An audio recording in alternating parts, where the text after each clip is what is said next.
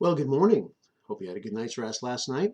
We want to look at great is God's thought to us. We looked at His goodness. We looked at great is the Lord Himself. We looked at mercy, but great is God's thoughts to us. You ever wondered or been asked if you could have a superpower? Would you want to read people's minds? Ooh, that could be dangerous.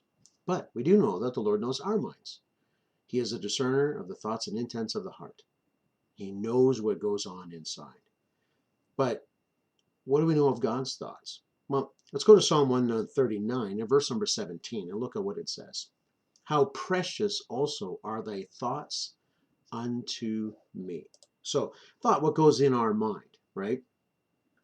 And as we look at the psalmist, we have to start in verse 14. So a little more scripture today, but look at verse 14. And we're going to have to stay on this verse one of these days.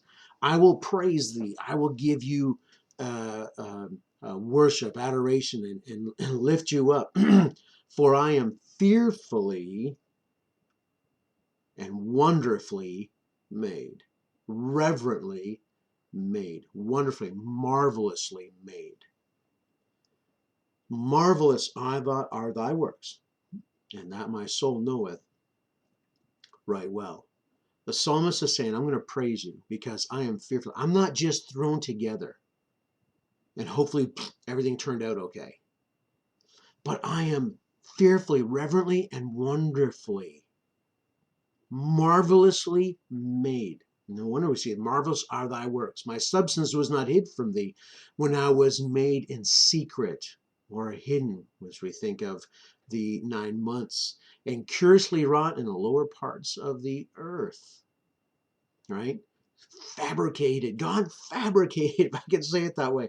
Thine eyes did see my substance, yet being unperfect or unfinished with, and in thy book all my members were written, which in continuance were fashioned when as yet there were none of them. What's he saying? God is saying, I am fearfully and wonderfully made. I am made with reverence. I'm made with care. God was specific in making me. It wasn't just a happenstance. And he's saying, while I was formed, yet when I didn't exist, God knew me. And as I came together and grew and so on, even in my mother's womb, God knew me. When I wasn't even finished yet, God knew all my members. And as the psalmist talks about that, no wonder he says in verse 17, how precious are thy thoughts. If God would take the time to make me specifically who I am, and of course, as we grow, life's events and so on add to our person and such, and our thinking and such. But meaning this, when we were born, I was there for all 5 of my children's birth, and what an amazing event. And you think, wow, God specifically created them.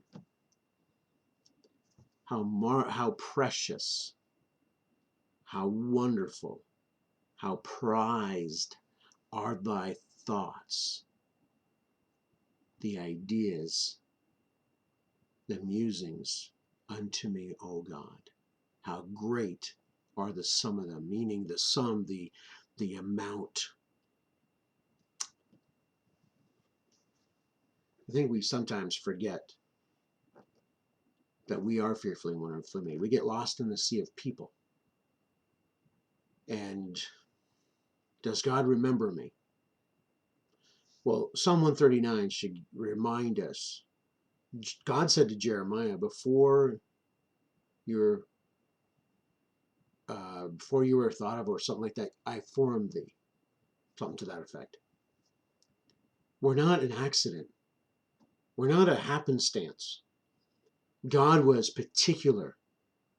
With care did he form us. And as we think, if God would do that, if God would do that, the Lord says, I know the thoughts I have toward thee, the thoughts of good.